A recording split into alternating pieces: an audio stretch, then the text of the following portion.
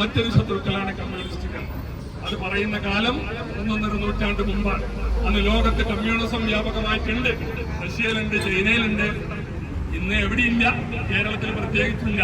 ഇവിടെ പിണറായി സാഹിബ്, ഒരിക്കൽ ഞങ്ങളുടെ നേതാവ് CH മുഹമ്മദ് കോയ സാഹിബ് പറഞ്ഞിട്ടുണ്ട്, അവർ ബഹറിൽ മുസല്ലയിട്ട് നമസ്കരിച്ചാലും ഞാൻ RSSനെ വിശ്വസിക്കില്ല എന്ന് CH പറഞ്ഞിട്ടുണ്ട്. ക്രിസ്തീയ ന്യൂനപക്ഷത്തെ തെറ്റിദ്ധരിപ്പിച്ചു.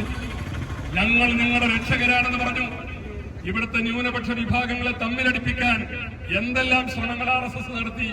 ഇപ്പൊ എന്താ സ്ഥിതി? അഭിവന്യരായ പുരോഹിതന്മാർക്ക് പറയേണ്ടി വന്നില്ലേ, അടുത്ത ക്രിസ്തുമസിന് കേക്കുമായി ചിരിച്ച് ഞങ്ങളുടെ അടുത്തേക്ക് വരേണ്ടതില്ല, കാരണം നിങ്ങൾ കാപട്യന്മാരാണ്. നിങ്ങൾ ചിരിച്ചുകൊണ്ട് കേക്കുമായി വരികയും ഞങ്ങളുടെ കന്യാസ്ത്രീകൾ അടക്കമുള്ളവരെ പീഡിപ്പിക്കാനും ആക്രമിക്കാനും മുന്നോട്ട് വരികയും ചെയ്യുന്നത് എന്ത് നീതിയാണ് എന്ന് അഭിവന്യരായ പുരോഹിതന്മാർ ചോദിക്കുകയാണ്. നമ്മൾ കാണേണ്ടത് RSSന് അത് കഴിയില്ല. അവരുടെ പ്രഖ്യാപിത നയമാണ്. എന്താ പ്രഖ്യാപിത നയം? RSSന്റെ ആദ്യത്തെ ശത്രുവാണ് ആരാണ്? മതേതര ഹിന്ദുക്കളാണ്, ഗാന്ധിജിയെ പോലുള്ള ഹിന്ദുക്കളാണ്. അതുകൊണ്ടാണ് RSS ഗാന്ധിജിയെ ഇല്ലാതാക്കിയത്. രണ്ടാമത്തെ ശത്രുക്കൾ, ആഭ്യന്തര ശത്രു എന്ന് ഗോൾവാൾക്കർ പ്രഖ്യാപിച്ചത് മുസ്ലിങ്ങളെയാണ്. മൂന്നാമത്തെ ശത്രു ക്രിസ്ത്യാനികളാണ്. ഇനി എങ്ങനെ ഇങ്ങനെ ഒരു കോംപ്രമൈസിന് അവർക്ക് കഴിയും? അവരുടെ ആദർശമാണത്.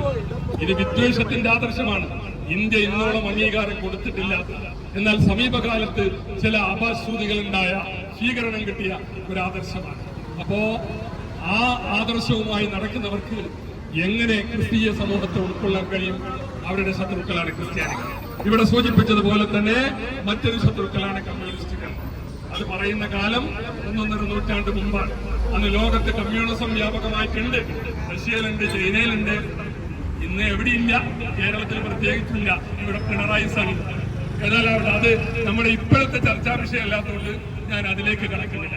ഒരിക്കൽ ഞങ്ങളുടെ നേതാവ് CH മുഹമ്മദ് കോയ സാഹിബ് പറഞ്ഞിട്ടുണ്ട്, അവർ ബഹറിൽ മുസല്ലയിട്ട് നമസ്കരിച്ചാലും ഞാൻ RSSനെ വിശ്വസിക്കില്ല എന്ന് CH പറഞ്ഞിട്ടുണ്ട്. ബഹറിൽ മുസല്ലയിട്ട് നമസ്കരിക്കാതെ ഞാൻ സാധ്യമായ കാര്യമാണ്. തിരകൾ ഉണ്ടാകുന്ന വെള്ളത്തിൽ ഒരാൾക്കൊരു പായ വിരിച്ച് നിസ്കരിക്കാൻ കഴിയില്ല. അങ്ങനെ കാണിച്ചു തന്നാൽ പോലും RSSനെ നമ്പരുത്, RSSനെ വിശ്വസിക്കരുത് എന്നാണ് CH പഠിപ്പിച്ചത്.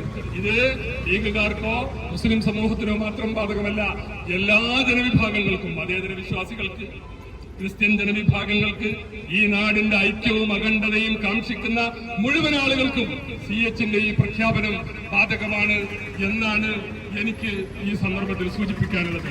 ഞാൻ ദീർഘിപ്പിക്കുന്നില്ല.